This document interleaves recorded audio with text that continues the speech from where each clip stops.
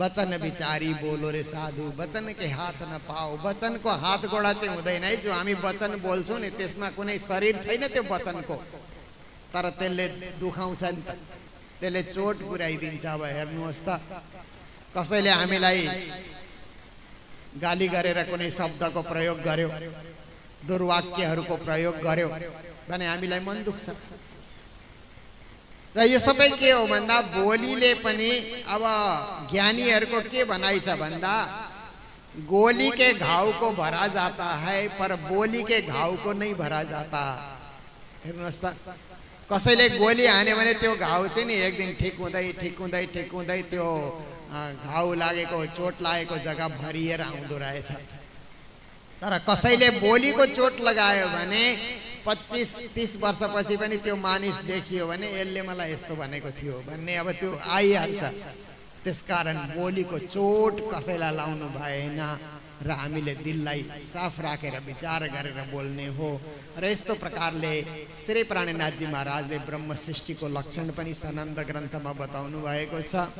हिजो केही किरन्तनको सारांश पनि हामीले सुन्यौं, किनभने किरन्तन भनेको चाहिँ गाउने चीज हो। कीर्तन, कीर्तनलाई नै प्राणनाथजीले किरन्तन भन्नुभएको छ। कीर्तन चाहिँ एउटा आनन्दको विषय हो। गाउनु हेर्नुहोस् त, संसारमा 84 लाख प्रकारका जीव जुनीहरू छन् भनेर भनिन्छ, तर गाउँछ चाहिँ मनुष्यले मात्रै। चराहरूले चाँचु ची गरेर बोल्छन् नि, अब चराहरूले पनि गाएको अब सुनिदैन, जानवरहरूले गाएको पनि हामीले सुनेको छैन, माछाहरूले गाएको पनि हामीले सुनेको छैन, बाँदरहरूले गाएको पनि हामीले सुनेको छैन, तर मान्छेले गाउँछ। गला सबैकोमा छ। फेरि अब हेर्नुहोस्, सबैको गला छ नि त, भोकल कड भनिन्छ नि, जाँड बोली निक्लिन्छ, त्यो भोकल कड सबैमा छ। तर कसैको गलाबाट त्यति मिठो स्वर निक्लिने, कसैको गलाबाट ननिक्लिने। हेर्नुहोस् त, परमात्माको कस्तो एउटा देन कि परमात्माले कतिजनालाई गाउने देन दिएर पठाउनु भयो। बोली त सबैको पासमा छ, तर राग संगीत गाउने कला कति सिलेक्टेड व्यक्तिहरूमै हुन्छ। त्यसकारण गाउने विद्या प्राप्त गर्नु, जन्म सिद्ध पाउनु, त्यो पनि एउटा राज्यको परमात्माको मेहर हो भन्ने सम्झेर त्यो बोलीलाई राज्यको बाणी गाउन, राज्यको भजन गाउन, राज्यको सेवा पूजा गाउन हामीले अर्पण गरेको हुनुपर्छ, गीत मात्रै गाएर होइन। र यस्तो प्रकारले हेर्नुहोस्, हामी गाउँ, तर अब जसको स्वर छैन त्यसले के गर्ने त? स्वर भएकाले त गाउँछन्, स्वर नभएकाले के गर्ने भन्दा अब हेर्नुहोस् है, अब नालीमा बच्चा लड्यो अरे, वहाँ गरेर नानी रुन थाल्यो भने त्यति बेला आमा दगुरेर जान्छन् र त्यो नानीलाई उठाएर छातीमा लगाइहाल्छन्। त्यति बेला आमाले भन्दिनन् तेरो स्वर ठिक छैन भनेर, होइन, त्यो रुएको स्वर तेरो ठिक छैन, स्वर साथ अनि मात्रै म उठाउँछु भन्ने त आमाले त भन्दिनन् नि। आमाले त त्यो नानी जुन स्वरमा रुन्छ एकदम छातीमा लगाइहाल्छन्, माया गरिहाल्छन्। एवं प्रकारले हामीले राज्यलाई जस्तो स्वर राज्यले दिनुभएको छ त्यस्तै स्वरमा हामीले राज्यलाई पुकार्यौं अरे। मानिलियौं हामीले विरह गर्यौं, राज्यको विरह बाणी गायौं, राज्यको प्रार्थना गर्यौं, राज्यको सेवा पूजा हामीले गायौं। जस्तो स्वर राज्यले दिनुभएको छ त्यही स्वर राज्यलाई हामीले अर्पण गर्यौं भने राज्यले हामीलाई गला लगाउनुहुन्छ, राज्यले हामीलाई आफ्नो चरण शरणको आश्रय दिनुहुन्छ। त्यसकारण स्वर छैन भने पनि चिन्ता गर्ने कुनै कुरो छैन। तपाईहरुले सुन्नु भएको होला, एकपल्ट शिवजीले पार्वतीलाई भन्नुभएछ, हेर पार्वतीजीले सोध्नु भएछ, भगवान शंकर यो राम कथा तपाईले मलाई सुनाउनु भयो, अरु पनि कसैले राम कथा गर्छ कि तपाई एउटै कथाकार हुनुहुन्छ राम कथाकारको, राम लीलाको भन्दा शिवजीले भन्नुभएछ अरु एकजना कथाकार छन्, तिनको नाम चाहिँ काग भुसण्डी हो। पार्वतीलाई हाँस उठेछ। काग भुसण्डी भनेको त काग हो, राम कथा गर्न कागलाई किन खटाको? होइन, पहिला जन्ममा त उनी ऋषि थिए, तर श्राप लागेर मात्रै उनी काग भएको हुन्। उनी बडा ज्ञानी छन्, कागभूषण्डी। गरुडलाई उनले चाहिँ रामकथा सुनाएका हुन् भन्दाखेरि पार्वतीलाई अझै हाँस उठेछ। प्रभु, एउटा बरु कागलाई भन्दा त कोइलीलाई रामकथा गर्न लाउँदा राम्रो हुन्थ्यो नि। कोइलीको आवाज कति मिठो हुन्छ, त्यसले रामकथा सुनाउँदा कति मिठो होला। तर तपाईले कोइलीलाई नहराएर कागलाई चाहिँ किन रामकथा गर्न हराउनु भयो भन्दा शिवजीले त्यति बेला भन्नुभएछ, देवी पार्वती, कोइलीलाई रामकथा गर्न लगायो भने त नि रामकथा चाहिँ कता न कता हराउँछ। कोइलीको आवाजमै मानिसहरू मक्ख पर्छन्, कति मिठो गायो कोइलीले भनेर आवाजतिर मानिसहरू आकर्षित हुन्छन्, कथातिर आकर्षणै रहँदैन। कागलाई कथा गर्न लगायो भने कागको आवाजमा मिठास छैन, त्यसकारण कथातिर ध्यान जान्छ, त्यो कागको आवाजतिर ध्यान जाँदैन। कस्तो मिठो कुरो छ हेर्नुहोस् त। बोलो कृष्ण कन्हैया लाल की। त्यसकारण हामीमा राग छैन भने पनि चिन्ताको विषय छैन। हामीमा भावना हुनुपर्छ, वाणीप्रति, कथाप्रति, चर्चाप्रति हाम्रो भक्ति हुनुपर्छ, लगनशीलता हुनुपर्छ। र हामीले जो आवाज हामीलाई परमात्माले दिनुभयो त्यही आवाजमा सेवा पूजा हामीले बोलेको हुनुपर्छ। किनभने राज्यलाई रिझाउने सबभन्दा सजिलो उपाय हो सेवा पूजा। र जसलाई सेवा पूजा याद छैन उसले राज्यसँग प्रेम गर्न सक्दैन। यो स्पष्ट कुरा हो है। राज्यसँग प्रेम चाहिँ सेवा पूजाले मात्रै गरिन्छ। सेवा पूजा याद छैन भने के बोलेर प्रेम गर्ने? प्रेम लक्षणा भक्ति कसरी प्रकट गर्ने? प्रकट गर्ने अब चाहियो नि त केही एउटा गायन विद्या। त्यसको लागि हाम्रो प्रणामी परम्परामा सेवा पूजा साधना, प्रणामी परम्पराको साधना, योग साधना, ध्यान साधना, ज्ञान साधना, कर्म साधना, उपासना साधना, यी साधना होइन। प्रणामी परम्पराको साधना हो भक्ति साधना। भक्तिमा पनि महाभक्ति प्रेम लक्षणा भक्तिको साधना हो। र प्रेम लक्षणा भक्तिको साधनाको पद्धति के हो भन्दा सेवा पूजा। त्यसकारण हामी बिहान बेलुका सेवा पूजा गर्छौँ। प्राणनाथजीले अष्टप्रहरको पूजा प्र्याक्टिकल गरेर पद्मावतीपुरी धाममा देखाउनु भयो, जो वितकमा हामी सुन्दछौँ। त्यसो हुँदाखेरि हामी प्र्याक्टिकलले हामी सेवा पूजा हामीले गरेको हुनुपर्छ। घरमा अब के हुन्छ भन्दा एकजनाले सेवा पूजा गर्यो भने अरू पस्दै नपस्ने सेवा पूजामा, त्यसो होइन। सबैले बसेर हामी गौरी गाउँ, सबैले बसेर हामी पूजा गरौँ, सबैले बसेर हामी निज नामको जाप गरौँ, प्रार्थना गरौँ। किनभने पूजा भन्ने कुरो नै हाम्रो राज्यको चरण शरणमा पुर्याउने सरलभन्दा सरल साधन। पूजा गर्न एकदमै सजिलो छ है। अब कर्मका विधानहरू अब हेर्नुहोस्, त्यसमा त धेरै सामग्री जोडेको हुनुपर्छ नि।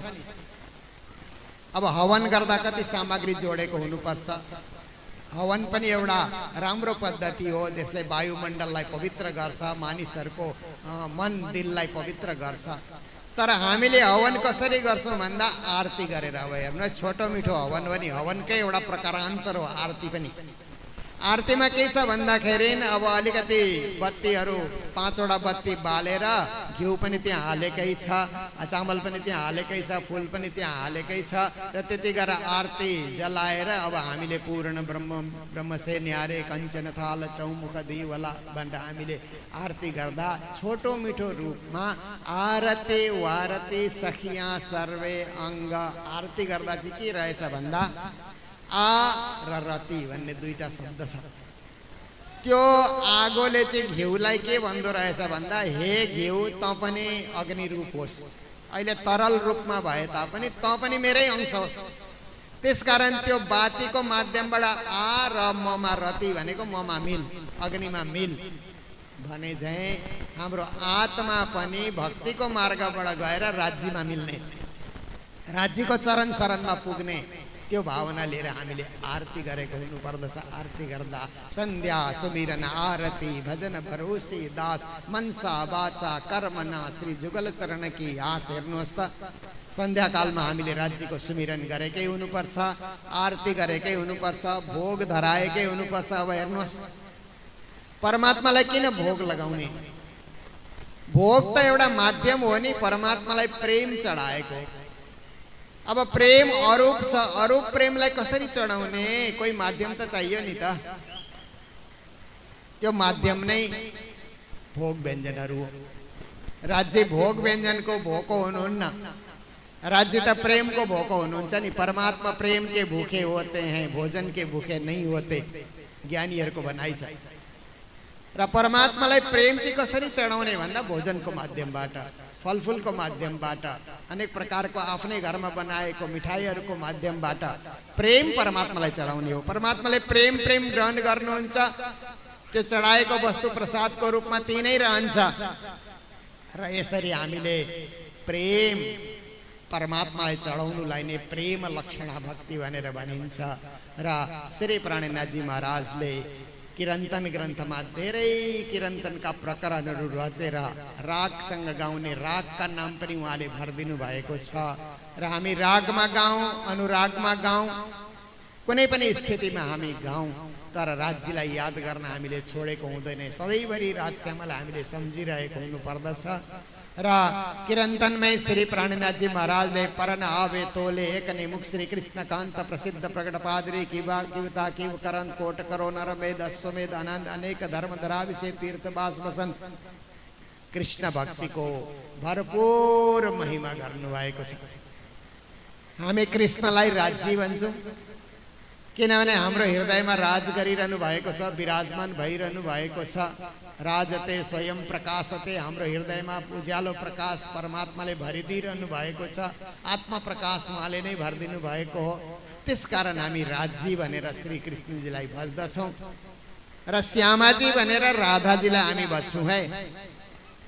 राधा र श्यामा दुई तत्व होइन, राधा र श्यामा एउटै तत्व हो। किनभने प्राणनाथजीले वाणीमा भन्नुभएको छ, मागा किया राधाबाई ब्याए नहीं प्राणनाथ मूल सनबन्ध एकै अङ्ग विलसत बल्लभ साथ। मूलमा राजश्यामा नै राधा कृष्णको रूपमा ब्रजमा र रासमा लीला देखाउन आउनु भएको हो। र मूल र संसारमा आउनु भएको उहाँको स्वरूप अभिन्न स्वरूप हो, अद्वैत स्वरूप हो, अखण्ड स्वरूप हो, अभिन्न स्वरूप हो। त्यसलाई भिन्न दृष्टिले कहिले पनि हेर्नु भएन, अभिन्न दृष्टिले हेर्नु पर्यो। परमात्मा र परमात्माको लीलामा भेद दृष्टि कहिले पनि हामीले राख्नु हुँदैन, अभेद दृष्टिले हामीले हेरेको हुनुपर्छ। त्यसकारण प्राणनाथजीले वाणीमा भन्नुहुन्छ, अब जाग देखो सुख जागने ए सुख सुहागिन जोग तीन लीला चौथी घर के इन चारों को या में भोग। हामी जागौं, जागेर परमधामको आनन्द यही अनुभव गरौँ, ब्रज र रासको आनन्द यही अनुभव गरौँ, जागनीको आनन्द पनि यही अनुभव गरौँ। र कृष्ण नामको विशेष महिमा उहाँले गाउनु भएको छ। पुराना किरन्तनमा पौराणिक कुराहरूको तथ्यलाई उहाँले आजको सन्दर्भमा उहाँले स्पष्टीकरण दिएर पनि उल्लेख गर्नुभएको छ। संसारमा अब मानिसहरूको के छ भन्दा, आओ अवसर केम बोलिए कारण एक कोलिया अन्न अटला माटे आप मुजाई केटला करो छो कई कोट विगन्न। यो अवसरलाई हामीले सदुपयोग गर्न सक्नु पर्यो। अवसर आएको छ, त्यसलाई सदुपयोग कसरी गरिन्छ भन्दा तपाईहरु यहाँ बस्नु भयो नि यो चर्चा कथा सुन्नको लागि, अवसरको सदुपयोग भयो है। अरू कतिजना यताउति घुमिरहेको छन्, गफसफ गरिरहेको छन् भने अवसर चुके नि त। ब्रह्म ज्ञान सुन्ने, ब्रह्म तत्व बुझ्ने, ब्रह्मानुभव गर्ने, परमधामसँग जोडिने, राज्यसँग यहाँ जोडिएर बस्ने, त्यो अवसर हातबाट गइ नै हाल्यो। त्यसकारण अवसर आएको लाभ हामीले लियौँ भने नै त्यो मानिस सफल भएर जान्छ, त्यो मानिस परमपद प्राप्त गर्न सक्छ, मोक्ष प्राप्त गर्न सक्छ। र अवसरलाई उसले बुझेन, लक एन्ड चान्स भनेर भनिन्छ नि इङ्ग्लिसमा, आफ्नो लक र चान्स त्यसलाई चाहिँ गुमाउनु भएन। अब त्यो दुईटैलाई एकदम समयमा त्यसलाई लिइहाल्ने। जस्तो प्रथमे नार्जितम विद्या, द्वितीयम नार्जितम धनम, तृतीयम नार्जितम ज्ञानम, चतुर्थे किम करिष्यति, नीतिको वाक्यहरू छ नि। पहिलो प्रथम भनेको 25 सालसम्म विद्या अध्ययन गरेन, 50 सालसम्म धन कमाएन, 75 सालसम्म ज्ञान अर्जन गरेन भने 75 वर्षको बुढो भइसकेपछि चतुर्थे किम करिष्यति, त्यसले के गर्ला फेरि? उसकोमा विद्या पनि छैन, धन पनि छैन, ज्ञान पनि छैन, सेवा पनि छैन, केही पनि छैन भने त्यो बुढो भइसकेपछि त्यसको कुनै अर्थ छैन, जीवन बाँच्ने कुनै त्यसको लक्ष्य र अर्थ छैन। उसले सास फेरिरहेको छ, पृथ्वीको भार भइरहेको छ, अरू कुनै छैन। त्यस्ता व्यक्तिहरूलाई मानिसले के भन्दो रहेछन् भन्दा त्यस्ता व्यक्तिहरू बाँच्दा बाँच्दै जीवनको परिदृश्यबाट गायब हुँदा रहेछन्। र कतिजनाले बातचित गर्दा उसको नाम आयो भने अझै बाँचिरहनु भएको छ, उहाँ अझै जिउँदै हुनुहुन्छ, म त बितिसक्नु भयो भन्ने सम्झिन्थे भन्ने खालको क्या। ऊ बाँचिरहेको छ, मानिसले उसलाई बिर्सिए, सम्झनाको पटलबाट ऊ हरायो, किनभने उसले जीवनमा केही पनि पुरुषार्थ गर्न सकेन, ऊ व्यर्थमा बाँचिरहेको छ। त्यसकारण हामीले जीवनलाई अर्थपूर्ण बनाऊ, जीवनलाई मोक्ष साधनमेव परम पुरुषार्थ, मोक्षगामी हामी बनाउन सकौं। संसारमा मानव भएर हामी आयौं भने पूर्ण जीवन हामीले राम्रो प्रकारले सेवा गरेर, भक्ति गरेर, पुरुषार्थ गरेर हामी बाँचौं। अन्ततगत्वा आत्मा नभट्कियोस्, राज्यको चरण शरणमा पुगोस्। सुरत एकै राखिए, मूल मिलावे माई, श्याम श्यामाजी साथजी तलेबोमा बैठे जाए। यस्तो किसिमको चाहिँ हामी आफ्नो धारणा राखौं। र यो वाणी चर्चा त अब अझै 3 दिनसम्म अझै अगाडि बढेर जाने नै छ। र हाम्रो चौथो दिनमा अब हस्पिटलको ओपनिङको कार्यक्रम पनि रहेको छ। र म नित्य आफ्नो 12 बजीदेखि हाम्रो कार्यक्रम सुरु हुन्छ सेवा पूजाको साथमा। र यसपालिको विशेषता के हो भन्दा हामी कथा गर्न यहाँ उपस्थित छौं, तर यो हस्पिटल राम्रो चलोस्, यो हस्पिटलमा राम्रो फन्ड एकत्रित भयो भने नै कालान्तरसम्म हस्पिटल चलेर रोगीहरूको यसले उपचार दिन सक्छ, राम्रो उपचार दिन सक्छ भनेर फन्डको पनि धेरै ठुलो जरुरत हुन्छ। यो सेवा दान यसैले त यी संस्थाहरू चलेको हुन्छन्। त्यसकारण दानदाताहरूको नाम उच्चारण गर्ने र सम्मान गर्ने बेला आयो भने हामी चुप लागिहाल्ने, किनभने उद्देश्य हाम्रो त्यो छ नि। त्यही उद्देश्यको लागि हामी कथा गर्न यहाँ बसेका हौं भने मेरो कथा ठुलो हो, अहिले दानदातालाई नल्याऊ भन्ने कुरो छैन। दानदातालाई जति बेर आउँछ ल्याउनुहोस्, उहाँहरूलाई सम्मान गर्ने हो र भ्याएको समयमा कथा गर्ने हो, नभए अर्कोचोटि गरौँला कथा। तर दानदाता एकखेप उम्कियो भनेदेखि त त्यो गयो नि, मौका गइहाल्यो। त्यसकारण दानदाताहरूको दान लिएर त्यो दानलाई मोटिभ र इन्टेन्सन भनिन्छ नि। हाम्रो मोटिभ र इन्टेन्सन दुईटै साफ छ। हस्पिटल बनाउने हो, रोगीहरूको सेवा गर्ने हो, र यहाँ अब जो त्यो हस्पिटलमा रहेर इन्डोर पेसेन्ट भएर जो दिन सक्नुहुन्छ, क्षमता छ, उहाँहरूबाट लिने हो। जसमा दिने क्षमता छैन भने फ्रीमा पनि गरिदिने हो। त्यो उद्देश्य लिएर हामी नो प्रॉफिट नो लस बेसिसमा हामी यो हस्पिटल चलाउने हो। र यही नै उद्देश्य रहेको हुँदा मैले केही क्षण यो वाणी चर्चा तपाईहरु माझ राखेँ। र अब हाम्रो भागवत कथाकार विदुषी सपना जी हामी माझ आइसक्नु भएको छ। यसै बीचमा सम्मानको कार्यक्रम रहेको छ र सम्मान जसको यहाँ हुनु छ उहाँहरूले अब बोलाएर झटपट हामी सम्मान गर्नेछौँ। हामी बाजा सन्त गुरुजनहरू प्रतिदिन आउँदै हुनुहुन्छ, कति फिर्किँदै पनि हुनुहुन्छ। आज उपस्थित सन्त गुरुजनहरू जो पनि आउनु भएको छ उहाँहरूको प्रवचन बेलुकाको हाम्रो जुन यहाँ सांस्कृतिक कार्यक्रम हुन्छ त्यसमा हामी 2-3 वटा प्रवचन सधैँ राखि नै रहेका छौँ। आज बेलुका पनि हाम्रो सन्त गुरुजनहरूको प्रवचन रहनेछ। यिनै शब्दको साथमा वाणी चर्चालाई यही नै विराम दिन गइरहेको छु। बोलो सन्त गुरु महाराज की श्री प्रणाम।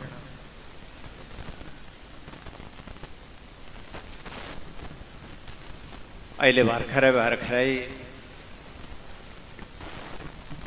भागवत बाचिका आदरणीय सपना माताजीको आगमन भएको छ।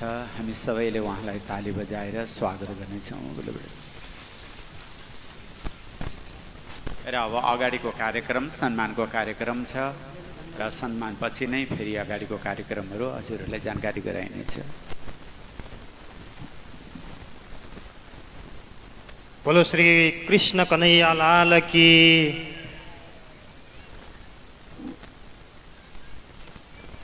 मञ्चमा आसीन गुरुजन तथा सम्पूर्ण उपस्थित भक्त समुदाय सबैमा प्रेम प्रणाम गर्दै यो एमआरएस प्रणामी हस्पिटल समुद्घाटनको अवसरमा हामी यहाँ उपस्थित दानदाता महानुभावहरूलाई आजको 28 गतेको यो सम्मान कार्यक्रममा उपस्थित भएका छौँ। म दाताहरूको नामावली पढेर सुनाउँछु। तपाईहरू केही दानदाताहरू माथि आइसक्नु भएको छ, केही अगाडिपट्टि बस्नु भएको छ। म बाहिर हुनुहुन्छ अथवा पछाडिको रोहरूमा हुनुहुन्छ भने तपाईहरूलाई अगाडि आएर म यो नाम पढे पश्चात गुरुजीबाट यो सम्मान लिइदिनुको लागि अनुरोध गर्दछु। श्री सूर्य तथा सन्ध्या अधिकारी कोटेश्वर काठमाडौँबाट 1,11,111, श्री महेन्द्र तथा निरकुमारी गौतमबाट इटरी 4बाट 1,11,111, श्री रोमा तथा सुशीला खनाल हेटौँडा 4बाट 1,01,000, त्यसै गरी श्री कृष्ण प्रसाद कमला दाहाल बेलबारी 2बाट 1,01,15, त्यसै गरी दिपेन्द्र अधिकारी सुजन मोक्तान दमक झापाबाट 1,11,111, त्यसै गरी श्री शान्ति तथा कुन्ता सापकोटा भद्रपुर 9बाट 1,00,000, जानुका देवी सिग्देल इटरी 4बाट 1,09,30 रुपैयाँ, त्यसै गरी लक्ष्मी प्रसाद तिमसिना सुन्दर रैचा 4बाट 1,14,867 रुपैयाँ,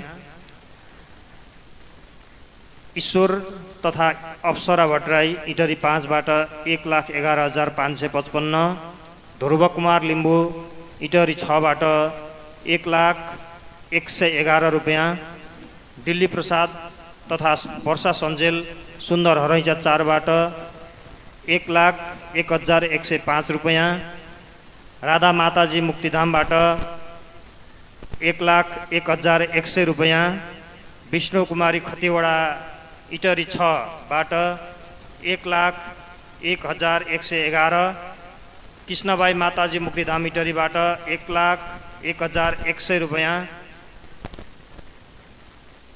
दिनेश कुमार भट्टराई इटरी 2बाट 1,01,000 रुपैयाँ, कृष्णमाया दाहाल मुक्तिधाम इटरीबाट 1,01,100 रुपैयाँ, गोपी कृष्ण तथा पवित्रा गीता ढकाल इटरी 4बाट 1,11,114 रुपैयाँ, सीताराम डम्बर कुमारी दाहाल बेलबारी 2बाट 1,01,11 रुपैयाँ, कृष्ण कुमारी भट्टराई मुक्तिधाम इटरीबाट 1,00,000 रुपैयाँ, सीताराम तथा डम्बर कुमारी दाहाल बेलबारी 2बाट 1,01,11 रुपैयाँ, विष्णु कुमारी पौडेल इटरी 1बाट 1,01,000 रुपैयाँ, देवराज महाराजी तथा राधा उपाध्याय इटरी 1बाट 1,01,111 रुपैयाँ, त्यसै गरी नगेन्द्र अधिकारी विद्या धमला अधिकारी सुन्दर रैचा 4बाट 1,11,111 रुपैयाँ, श्री नरेन्द्र दास बस्नेत काने पोखरी 4बाट 1,11,155 रुपैयाँ, श्री गोपाल प्रसाद तथा मेनुका ओझा इटरी 2बाट 1,01,111 रुपैयाँ, श्री भानुभक्त तथा मेनुका शर्मा फुयालबाट सुन्दर रैचा 4बाट 1,05,111 रुपैयाँ, श्री भक्तिभूषण महाराजी मुक्तिधामबाट 1,01,155 रुपैयाँ, परशुराम तथा विष्णुमाया दाहाल छोरा बुहारी एम तथा सुमित्रा दाहालबाट इटरी 8बाट 1,01,111 रुपैयाँ, परमधामवासी चन्द्रादेवी आचार्यको पुण्य स्मृतिमा गोविन्द प्रसाद आचार्य तथा सम्पूर्ण परिवारबाट 6,06,612 रुपैयाँ प्रदान भएको छ। म उहाँहरू सबैलाई ससम्मान तालीबाट उहाँहरूलाई आभार प्रणामको अभिवादन गरिदिनुको लागि हार्दिक अनुरोध गर्दछु। त्यसै गरी लक्ष्मी प्रसाद तथा रीतादेवी खरेल सुन्दर रैचा 9बाट 1,11,111 प्राप्त भएको छ। म उहाँहरूप्रति पनि आभार प्रकट गर्दै उहाँहरूलाई श्री राज्यको मेहेर आशीर्वाद सदैव उहाँहरूमा रहिरहोस्। यस्ता सेवा दाता महानुभावहरूबाट आएको यो सेवा प्रसादको रूपमा हामीले ग्रहण गर्दै यो एमआरएस प्रणामी हस्पिटललाई जुन हाम्रो लक्ष्य छ त्यो लक्ष्यतर्फ हामी पुर्याउनलाई सदैव लाग्नेछौँ भन्ने हामी प्रतिबद्धता व्यक्त गर्न चाहन्छौँ। र यदि तपाईहरुमध्ये कोही महानुभावहरू यो एमआरएस प्रणामी हस्पिटलमा आफ्नो कुनै न कुनै रूपले सहयोग गर्न चाहनुहुन्छ भने अझै पनि तपाईहरु यसमा लाग्नुहुनेछ भन्ने हामी आशा पनि राख्दछौँ। श्री राजीको मेहेर, श्री गुरुजनको मेहेर आशीर्वाद तपाईहरुमा सदैव रहनेछ। मैले अहिले वाचन गरेका सेवादाता महानुभावहरू कृपया स्टेजमा आइदिनु होला। पालै पालो आएर श्री गुरुजीका चरणबाट, श्री गुरुजीका करकमलबाट तपाईहरुले यो जुन सम्मान छ सम्मान लिदिनु होला।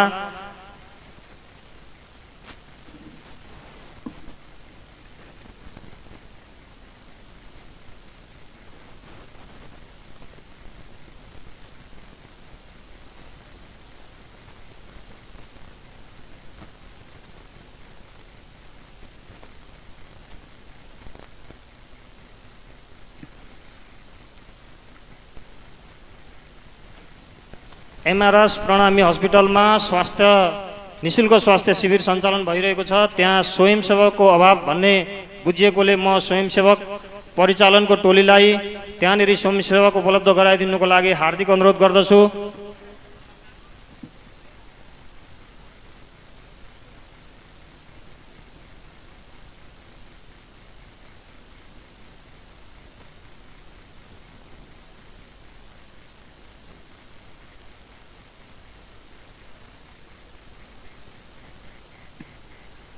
यो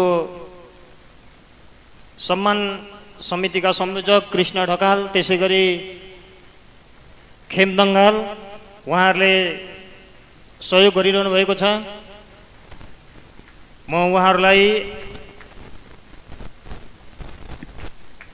म सबैजनालाई करताल तालीको ध्वनिबाट सम्मान गरिदिनुको लागि अनुरोध गर्दछु। दानवीर दाताहरूलाई हामी हौसला प्रदान गरौँ।